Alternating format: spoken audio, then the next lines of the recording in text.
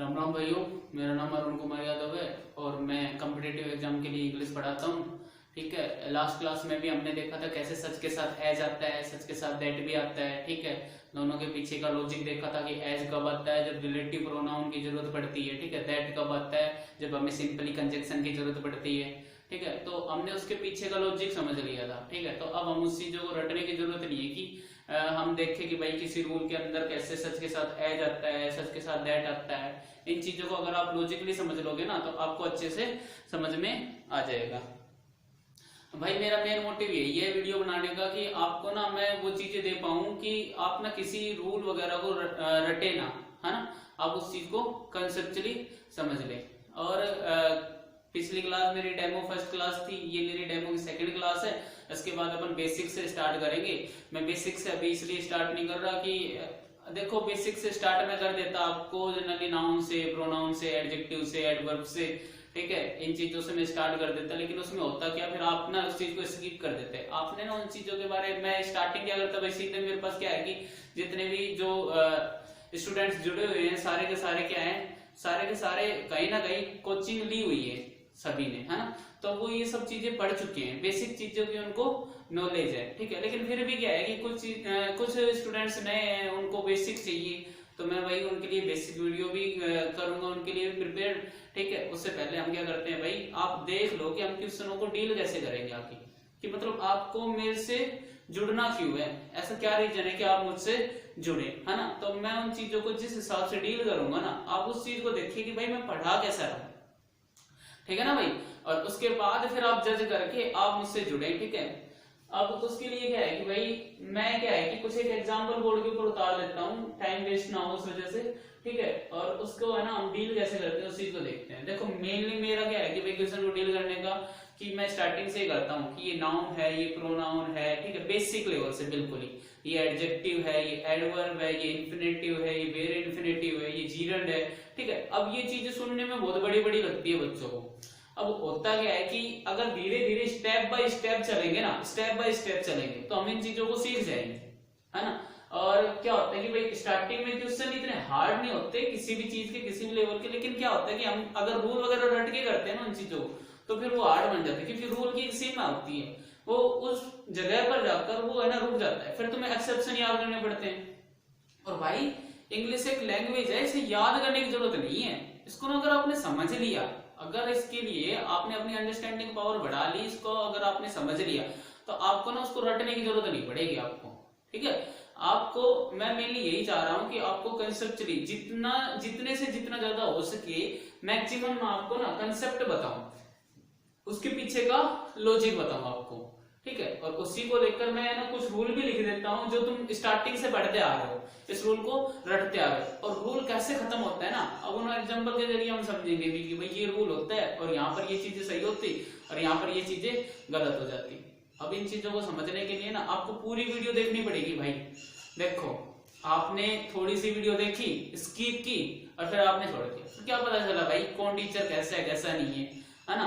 आप वीडियो पूरी देखें, उसके बाद अपनी कमेंट करें कि आपको कहाँ क्या गलती नजर आई, क्या पता चला है। ठीक है, या क्या चीजें समझ में आई, क्या अच्छा लगा है। इससे क्या होता है भाई, हमें भी थोड़ा सपोर्ट मिलता है, हमें भी मोटिवेशन होता है इस चीज से कि भाई आप लोग इस चीज को लाइक कर रहे हैं, है ना। अब देखिए, देखो आज की जो क्लास रहेगी ना, ये कुछ एक एग्जांपल के थ्रू रहेगी कि मैं आपको कुछ एक एग्जांपल के थ्रू आपको ना ग्रामर के जो रूल वगैरह जो रटते आए हैं स्टार्टिंग से, उन रूल को रटना छोड़ दें। कुछ एक एरर है, ठीक है, जो आपके साथ मैं डिस्कस करूंगा, और वो एरर आपने अभी तक है ना रट के ही किए हैं, चाहे आपके कोई सी भी क्लास के स्टूडेंट हो या फिर आप कॉम्पिटिटिव एग्जाम के स्टूडेंट हो, किसी भी चीज के हो, आपने वो रूल है ना हमेशा रट के किए हैं। लेकिन मैं क्या बता रहा हूँ आपको, वो रूल रटने की जरूरत नहीं है आपको किसी भी एंगल से। आप एक बार देखिए इन चीजों को। ठीक है, चलो हम डील करते हैं। पहला वाला क्वेश्चन देखिए भैया, है ना। My bag is very small, so if you want a big one you should take her, है ना। My bag is very small, मेरा बैग क्या है भाई, बहुत ज्यादा छोटा है। So if you want a big one, यदि तुम्हें बड़ा बैग चाहिए ना तो यू शुड टेक हर, तो तुम इसका बैग ले जाओ। देखो भाई इस सेंटेंस के अंदर अगर देखा जाए तो एक कंडीशन रखते हैं, है ना। मैं बैठा हूं, मेरे जस्ट बगल में मेरी बहन बैठी है ना, और मेरा बड़ा वाला भाई आया मेरे पास और बोल रहा है कि भाई मम्मी ने ना सब्जी मंगाई है, और एक काम कर तू तेरा बैग देते हैं। फिर मैं उसको क्या कर रहा हूँ, मैं कह रहा हूँ भाई देख माई बैग इज वेरी स्मॉल, मेरा बैग क्या है भाई बहुत ज्यादा छोटा है, मेरा बैग क्या है बहुत ज्यादा छोटा है। सो इसलिए if you want a big one, अगर तुम्हें बड़ा बैग चाहिए ना, if you want a big one, अगर तुम्हें बड़ा बैग चाहिए तो एक काम कर, you should take her, you should take her. तो मैं क्या कह रहा हूं, तो एक काम कर फिर इसको ले जा। हर तो किसी पर्सन के लिए आता है भाई, हिज हुआ हर हुआ ये किसी पर्सन के लिए आते हैं, ठीक है। अगर इसके बाद अगर कोई नाउन नहीं लिखा जा रहा तो ये किसी पर्सन के लिए आ रहे हैं, ठीक है। हर हुआ, हिम हुआ, ही हुआ, सी हुआ, ये किसी नाउन के लिए लिखे जाते हैं। नाउन के बदले में क्या आता है भाई प्रोनाउन, है ना, तो उसके लिए लिखा जा रहा है। तो मैं क्या कह रहा हूं, देखो मैं ये कह रहा हूं कि भाई मेरा बैग तो बहुत ज्यादा छोटा है ना, और अगर तुझे बड़ा बैग चाहिए तो तू एक काम कर इसे ले जा, मतलब बहन को ही ले जा। ऐसा थोड़े ना कह सकता हूं। तो आपको पता चल गया होगा कि इस सेंटेंस के अंदर कहां गलती है। एक तो आप ऐसे डिटेक्ट कर सकते हो इस चीज को मीनिंग निकालकर कि भाई कैसे इस चीज की मीनिंग आएगी और उस चीज को हम ऐसे डिटेक्ट कर सकते हैं। तो यहां पर आपको मिस्टेक नजर आई यहां पर कि if you want a big one, यदि तुझे बड़ा बैग चाहिए तो you should take her, you should take her. तो यानी तू यहां पर क्या कह रहा है भाई इससे ले जा, नहीं कि भाई अपन क्या कहेंगे यहां पर हर बैग, इसका बैग ले जा। पर मेरा बैग तो छोटा है, अगर तुझे बड़ा बैग चाहिए तो तू एक काम कर इसका बैग ले जा, है ना। या फिर यहाँ पर अपन ऐसे भी यूज कर सकते हैं, इसका अल्टरनेट भी यूज कर सकते हैं। यहाँ पर बैग बार बार रिपीट ना हो, नाउन के रिपीटेशन को रोकने के लिए हम प्रोनाउन यूज करते हैं। तो यहाँ पर हम ऐसे लिख सकते हैं हर, ठीक है। यहाँ पर हम ऐसे भी लिख सकते हैं। इसका मतलब क्या होगा हर, और ये एपोस्ट्रोफी एस का मतलब क्या हो गया भाई वही बैग जिसका पहले जिक्र हुआ था, वही नाउन जिसका पहले जिक्र हुआ था, ठीक है।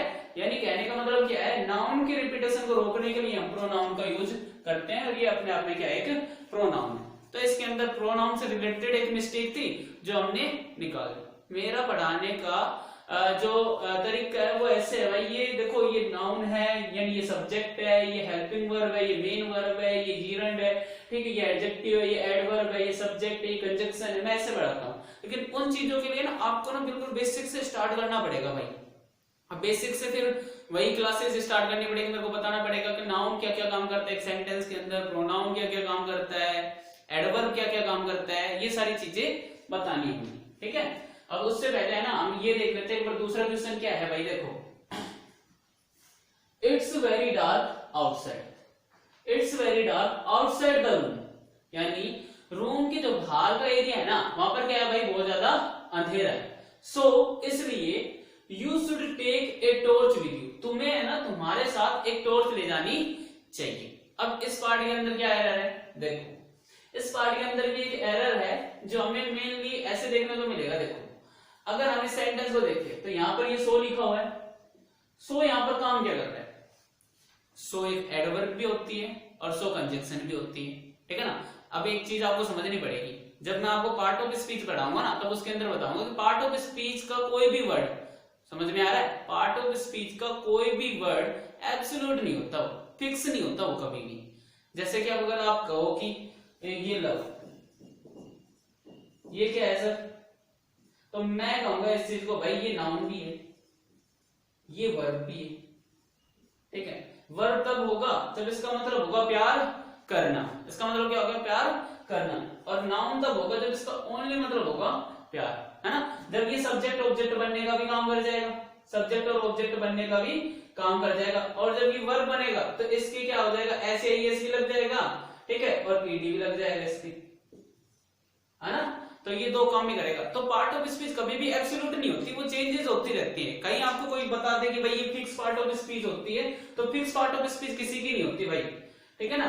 कोई भी ऐसा वर्ड नहीं है जो फिक्स पार्ट ऑफ स्पीच हो। फास्ट एक वर्ड है, देखो जैसे ये फास्ट हुआ, है ना, फास्ट आपका क्या काम कर सकता है, ये एडजेक्टिव भी बन सकता है, एडवर्ब भी बन सकता है फास्ट, ठीक है ना। अभी कैसे बनेगा ये जब हम पार्ट ऑफ स्पीच के अंदर करेंगे ना तब हम इस चीज को देखेंगे। अब इस सेंटेंस को देखो, यहां पर सो क्या काम कर रहा है भाई, सो कर रहा है कंजक्शन। कंजक्शन का काम क्या होता है, जनरली पता होगा आपको इस चीज का। कंजक्शन काम करता है भाई दो वर्डों को जोड़ता है, दो क्लोज को जोड़ता है, दो सेंटेंस को जोड़ने का काम क्या करता है भाई कंजक्शन, है ना। अब देखो कंजक्शन यहाँ पर क्या काम कर रहा है। यहाँ पर अगर मैं कहूँ तो एक क्लोज है, you should take a torch with you, तुम्हें है ना तुम्हारे साथ एक टॉर्च ले जानी चाहिए। ये अपने आप में एक स्टेटमेंट है, ये अपने आप में एक क्लोज है। दूसरी साइड देखने को मिला है मेरे को, it's very dark outside the room. देखो दूसरे वाले क्लोज में, क्लोज के अंदर वर्ब का होना जरूरी होता है भाई। इसके अंदर हम वर्ब देखते हैं, वर्ब कहां पर, मेरे को वर्ब ही नहीं दिख रही इसके अंदर तो कहीं पर भी। ये देखो ये आउटसाइड तो क्या है भाई, ये एक प्रीपोजिशन है ना। और प्रीपोजिशन के बाद भाई लास्ट लेक्चर में भी मैंने बताया था, प्रीपोजिशन के बाद हमेशा क्या आता है, प्रीपोजिशन के बाद एक ऑब्जेक्ट आता है। तो इस प्रीपोजिशन का भी ऑब्जेक्ट है, ये देखो ये प्रीपोजिशन का ऑब्जेक्ट रहा द रूम, है ना। यहाँ पर अगर मैं देखूं डार्क क्या है, डार्क एक एडजेक्टिव है, ठीक है भाई, जिसके है ना ऐसे एडजेक्टिव फॉर्म हो सकते हैं, डार्क, डार्केस्ट वगैरह। तो ये क्या होता है भाई, अपने आप में एक एडजेक्टिव होता है। यहाँ पर कितना डार्क, वेरी डार्क, ये एडजेक्टिव को क्वालिफाई कर रहा है। ये क्या हो गया अपना एडवर्ब हो गया। एडजेक्टिव को क्वालिफाई करने वाला क्या होता है, एडवर्ब। ये चीजें मैं बेसिक में बताऊंगा आपको, ठीक है ना। तो ये क्या हो गया एडवर्ब। यहाँ पर ये क्या है, इट्स। अगर आपको देखने को मिले तो ये ऐसे मिलते, ऐसे वाली फॉर्म होती, इट और इट्स। अगर मैं कहूं ही, हिम और हिज, ये क्या है, ये है भाई पजेसिव एडजेक्टिव। क्या है पजेसिव एडजेक्टिव, सी की भी होती है ऐसे पजेसिव एडजेक्टिव, सी, हर और हर, पजेसिव एडजेक्टिव। और कभी भी कोई भी एडजेक्टिव सब्जेक्ट बनने का काम नहीं कर सकता, सब्जेक्ट बनने का काम नहीं कर सकता। सुनने में बोलने में बहुत अच्छा लग रहा है ये, it's very dark outside the room, it's very dark outside the room, हम बोल भी देते हैं। अब ये सुनने बोलने में अच्छा लगता है, इसी को लेकर इसलिए इस पे एरर आते हैं भाई। देखो अब इसको सही कैसे करेंगे, आपको पता है एडजेक्टिव तो कभी सब्जेक्ट ऑब्जेक्ट बनने का काम करेगा नहीं, है ना। तो यहाँ पर ये इसकी जगह पर हम क्या लिखेंगे, इट इज, या फिर आप इसकी जगह पर ये भी लिख सकते हो इट एपोस्ट्रोफी एस। यानी इसका मतलब भी क्या होता है, इट इज ही होता है। इसका मतलब भी क्या होता है, इट इज होता है ना। तो आप इस चीज को ऐसे समझेंगे, यहाँ पर ये इसका सब्जेक्ट बन गया और ये इसकी वर्ब बन गई। देखो कंजक्शन जुड़ा हुआ है, कंजक्शन से हमेशा क्या जुड़े होते हैं भाई, या तो दो क्लोज जुड़े होंगे, ठीक है ना, या तो वर्ड जुड़े होंगे आपके। तो यहाँ पर दो क्लोज जुड़े हुए हैं, दो क्लोज तो तभी बनेंगे जब उसके पास एक सब्जेक्ट होगा। अब उसके पास तो सब्जेक्ट है ही नहीं। इट्स तो क्या होता है भाई, इट्स होता है भाई अपने आप में ये वाला इट्स, ये वाला इट्स क्या होता है, एडजेक्टिव, वो सॉरी क्या बोलते हैं, पजेसिव एडजेक्टिव, पजेसिव एडजेक्टिव, है ना। अब ये इन चीजों को ऐसे डील करेंगे हम, है ना। अब आपके सामने एक रूल लिखा हुआ है, देखो ध्यान से इसको, ये वाला आप स्टार्टिंग से ये वाला रूल पढ़ते हैं, है ना। देखो ये वाला रूल शायद 10th क्लास वाले बच्चे भी पढ़ते हैं, कॉम्पिटिटिव एग्जाम वाले बच्चे भी पढ़ते हैं इन चीजों को। लेकिन ये रूल ना कहीं पर जाकर ना रुक जाता है। देखो ये रूल लिखा हुआ है, मैं मानता हूं इस चीज को, ये एब्सोल्यूट है, ये सही है ये चीजें, लेकिन इसको ना मतलब एग्जाम्पल में या फिर क्वेश्चन के अंदर कैसे इंप्लीमेंट करेंगे ये तरीका नहीं पता बच्चों को। वो देख लेते हैं भाई ये चीज है बस ठीक है। देखो कैसे देखते हैं, यहाँ पर लिखा हुआ है बिफोर और यहाँ पर लिखा हुआ है आफ्टर, है ना। जब कोई सेंटेंस या जब कोई दो क्लोज किससे जुड़े हों, बिफोर से आफ्टर से जुड़े हों, तो एक तरफ तो आएगी वर्ब की सेकंड फॉर्म और इसके इस साइड क्या आएगी, हेड प्लस वर्ब की थर्ड फॉर्म। या फिर ऐसे बोल सकते हैं यहाँ पर पास्ट इंडेफिनिट और यहाँ पर पास्ट परफेक्ट। और आफ्टर से जुड़े हों तो क्या होगा भाई, यहाँ पर पास्ट इंडेफिनिट और यहाँ पर पास्ट परफेक्ट। ये रूल सिखाया जाता है और बच्चे इस चीज को याद भी कर लेते हैं, रट भी लेते हैं। अगर ये चीजें सही है ना तो आपके ये वाले एग्जांपल बिल्कुल सही है। देखो अपना तो फिक्स हो रहा है, बिफोर जुड़ा है, बिफोर की साइड क्या है, वर्ब की सेकंड फॉर्म, है ना। और यहां पर बिफोर से पहले क्या है, हेड प्लस वर्ब की थर्ड फॉर्म, है ना। और ये बिफोर से जुड़ा है, इसका मतलब तो ये सही है। नेक्स्ट वाला देख लो भाई, आफ्टर है, आफ्टर की एक साइड क्या है, वर्ब की सेकंड फॉर्म है और एक साइड क्या है, हेड प्लस वर्ब की थर्ड फॉर्म, इसका मतलब ये भी सही है। पर आपके रूल के अकॉर्डिंग तो सही होना चाहिए, रूल तो यही पड़ा है ना, बिफोर और आफ्टर आए और यहाँ पर ये आए तो ऐसे सही हो जाता है। ये क्वेश्चन देख लो भाई, बिफोर, अब यहां तक तो बच्चे समझ जाते हैं, बिफोर और आफ्टर और ये चीजें आ जाए तो ठीक है। कंफ्यूज जब हो जाते हैं बच्चे, जब यहाँ पर देखो बिफोर, अगर ये मतलब अपना वो चेंज कर दे तो अपनी सिचुएशन चेंज कर देता है ना, तब यहाँ पर देखो दिक्कत आ जाती है बच्चों को कि यहाँ पर क्या लिखें। देखो अब बिफोर पहले आ गया, यहाँ पर ये चेंज हो गया यहाँ पर, ठीक है। अब इसके अंदर क्या गलत है, देखो ये भी गलत है भाई और ये भी गलत है, ठीक है ना। अब कैसे गलत है मैं बताऊंगा आपको इन चीजों को। अगर आपने रूल वगैरह रट के किया है ना तो आपके लिए तो सही होंगे ही हमेशा ही, ठीक है। अब एक चीजों को समझ के देखो, देखो जरा, यहां पर मैं एक टाइमलाइन खींचता हूं, ठीक है। अगर मान लो ये टाइमलाइन, अभी क्या टाइम हो रहा है, जैसे 4:30 हो गई, ठीक है, 4:30 हो गई। तो ये क्या टाइम है भाई आपका, प्रेजेंट है। क्या टाइम है भाई आपका, ये प्रेजेंट है। इससे पहले होने वाला कोई भी काम, इससे पहले होने वाला कोई भी काम, कल हो परसों हो, कोई भी काम, वो कौन सा होगा भाई आपका, पास्ट। कौन सा होगा, पास्ट। इसके बाद यानी आगे होने वाला काम कौन सा होगा आपका भाई, फ्यूचर। कौन सा होगा, फ्यूचर होगा, है ना। अब इसको, इस चीज को समझ के देखो, आपने ना टेंस को ना 3 भागों में डिवाइड कर दिया। ये हो गया प्रेजेंट, ठीक है, इससे पहले हुआ पास्ट, और इसके बाद जो होगा वो क्या होगा भाई आपका, फ्यूचर होगा। एक चीज समझ के देखो, क्या इन तीनों चीजों से काम चल जाता है? अगर इन तीनों चीजों से काम चल जाता है ना भाई, तो आपका यहां पर अगर एक काम इससे भी पहले हुआ हो तो फिर उसको क्या बोलोगे, उसको क्या बोलोगे, वो आपका काम कौन सा होगा, पास्ट ऑफ पास्ट। मतलब पास्ट से भी पहले, पास्ट से भी पहले। आप कह सकते हैं इसको पास्ट परफेक्ट, पास्ट परफेक्ट। यानी मैं आपके सामने 2 काम रख रहा हूं, मैं आपके सामने 2 काम रख रहा हूं, आपको बस खाली ये बताना है। अच्छा देखो, एक चीज देखो, यहां पर ये काम पहले हुआ होगा या ये काम पहले हुआ होगा?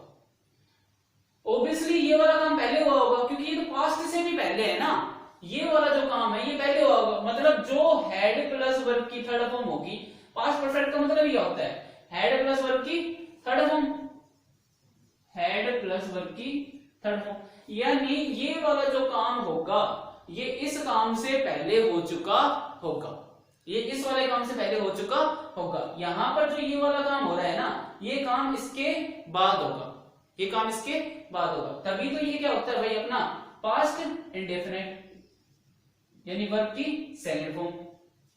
एक स्पेसिफिक टाइम बताता है, पास्ट स्पेसिफिक टाइम बताता है। और ये चीजें है ना इससे भी पहले। अब कोई भी 2 चीजों को अगर कंपेयर करें, हम दोनों पास्ट के एक्शन को कंपेयर करें, तो हमें बस खाली इतना पता लगाना है कि कौन सा काम पहले हुआ है। जो सा काम पहले हुआ होगा ना, वो काम किसमें लिखा जाएगा, पास्ट परफेक्ट में। समझ में आ रहा है क्यों लिखा जाएगा भाई, क्योंकि वो पास्ट से भी पहले हुआ है। और पास्ट से भी पहले वाली जो टाइमलाइन है वो क्या होती है, पास्ट ऑफ पास्ट होती है, इट मींस पास्ट परफेक्ट। समझ में आ रहा है क्या कह रहा हूं भाई मैं? यहां पर 2 काम होंगे आपके पास, दोनों काम किस में होंगे, पास्ट में होंगे। दोनों काम क्या होंगे, किस में होंगे भाई, पास्ट में होंगे। बस आपको समझना ये है कि कौन सा काम इस पास्ट से भी पहले हुआ है। ये जो पास्ट इंडेफिनिट है इससे भी पहले हुआ है। अब समझो इस चीज को,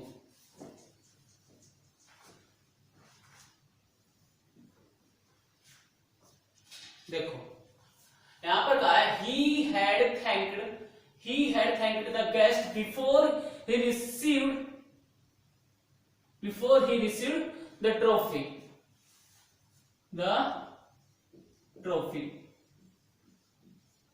ठीक है। अब क्या कहता है, अब इसके अंदर आपको ये देखना है, ये 2 एक्शन है आपके सामने। एक तो ये एक्शन है, बिफोर को बोल जाओ भाई 1 मिनट के लिए, ठीक है। एक तो ये एक्शन है और एक आपके सामने ये वाला एक्शन है ना। एक तो ये एक्शन है और एक आपके सामने ये एक्शन है। अब दोनों एक्शन के अंदर आपको ये देखना है कि भाई काम कौन सा पहले हुआ है। आपने ट्रॉफी पहले रिसीव की है या आपने थैंक्स पहले बोला है इस चीज को, ठीक है।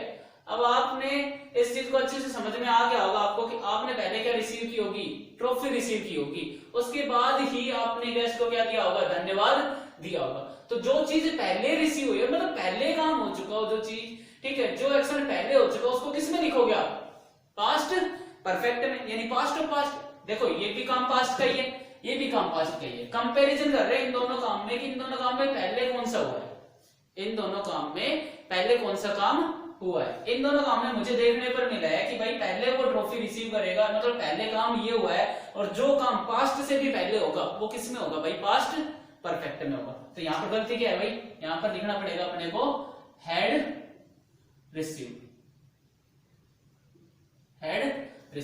ठीक है। और और यहाँ पर क्या गलती है भाई, पहले ये काम होगा और उसके बाद ये काम होगा, यानी पास्ट इंडेफिनाइट में बाद वाला ये वाला काम है ना, ये कब हुआ है भाई, अपना इससे पहले हुआ है। ठीक है, तो यहाँ पर क्या लिखेंगे भाई अपन, वर्ब की सेकंड फॉर्म पास्ट इंडेफिनाइट में। जो काम पहले हुआ है, जो काम पहले हुआ है वो तो किस में लिखा जाएगा भाई, पास्ट परफेक्ट में, पास्ट परफेक्ट में, है ना।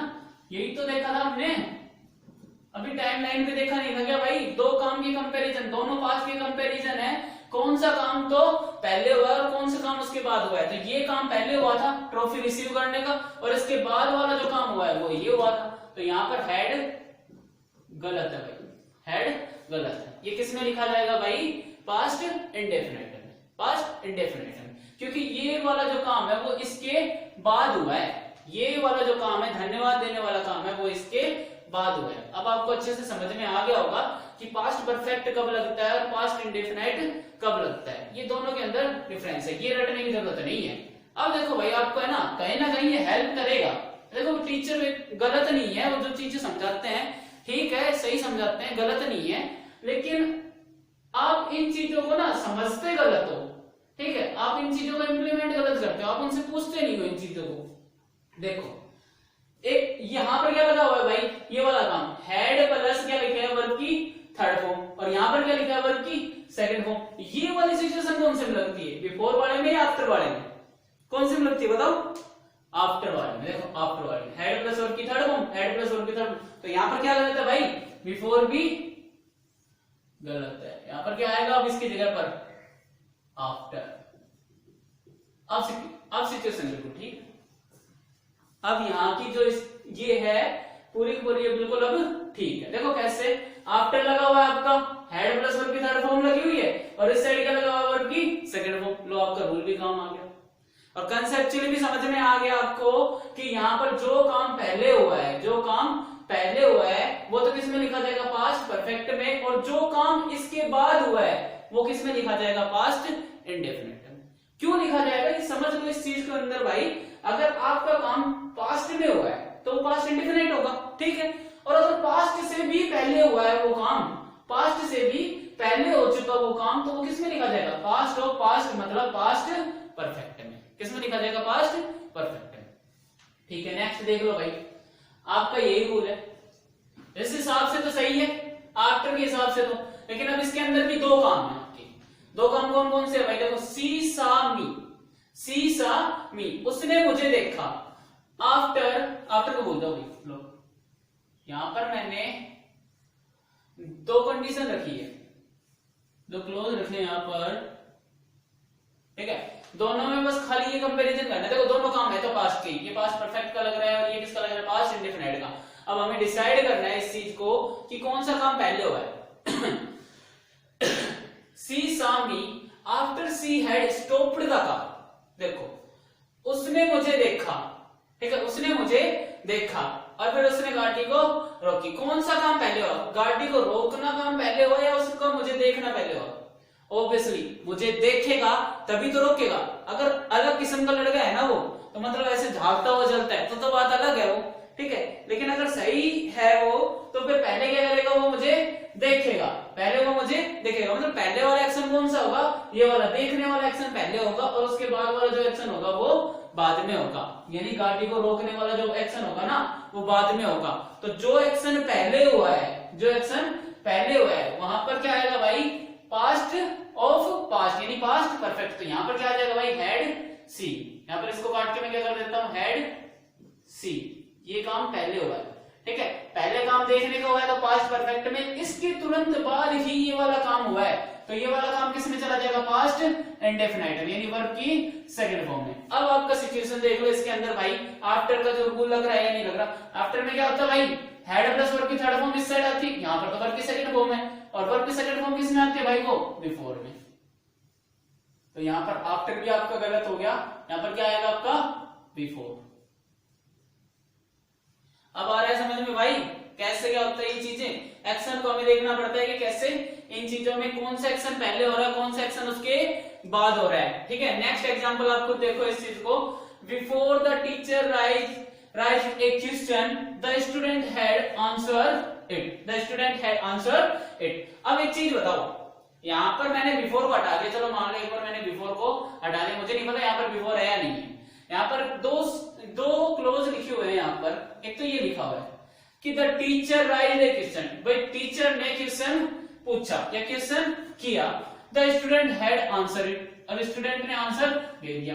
हैड आंसर का मतलब है कि भाई ये काम पहले हो चुका, हैड आंसर का मतलब क्या है भाई ये काम पहले हो चुका। अगर आपका ये काम पहले हो चुका है, देखो the student had answer it, मतलब क्वेश्चन उठाने से पहले आंसर दे दिया। यार बड़ा इंटेलिजेंट लड़का है ये तो। फिर देखो भाई ये काम होगा बाद में, पहले वाला काम क्या होगा, क्वेश्चन उठाना, यहाँ पर क्वेश्चन करना पहले काम होगा, टीचर पहले क्वेश्चन करेगा और उसके बाद क्या होगा भाई वो स्टूडेंट उसका आंसर देगा, है ना। तो यहाँ पर राइज की जगह पर क्या आएगा भाई, हैड राइज आएगा।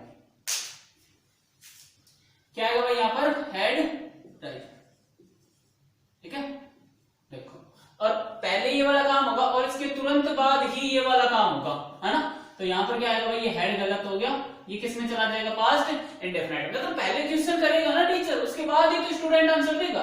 ये वाला एक्शन कब होगा भाई, इस वाले एक्शन के बाद होगा, इस वाले एक्शन के बाद होगा। और जो एक्शन पहले होगा उसको किस में लिखेंगे भाई, हम पास्ट परफेक्ट में लिखेंगे, यानी और जो एक्शन इसके बाद होगा उसको किस में लिखेंगे, पास्ट इंडेफिनिट में लिखेंगे। एक बार फिर से समझ लेते हैं इसको भाई अच्छे से, कि भाई देखो इन एग्जांपल को अच्छे से समझ लेते हैं, फिर मैं इनको समझाता हूँ, इन एग्जांपल को समझाता हूँ। आपने रूल रट्टे किए हैं, चलो इसको एक बार और सही कर लेते हैं, एक छोटी सी गलती हो गई, देखो देख लेते हैं इसको कि भाई यहाँ पर बिफोर सही है या नहीं है। बिफोर के बाद क्या आता है, बिफोर के बाद तो वर्ब की सेकंड फॉर्म आती है। अरे बिफोर के बाद तो क्या आता है, वर्ब की सेकंड फॉर्म। यहाँ पर तो बिफोर के बाद हेड प्लस वर्ब की थर्ड फॉर्म लिखी हुई है, तो यहाँ पर बिफोर भी गलत है। यहाँ पर क्या आएगा भाई अब आपका आफ्टर, क्या आएगा आफ्टर।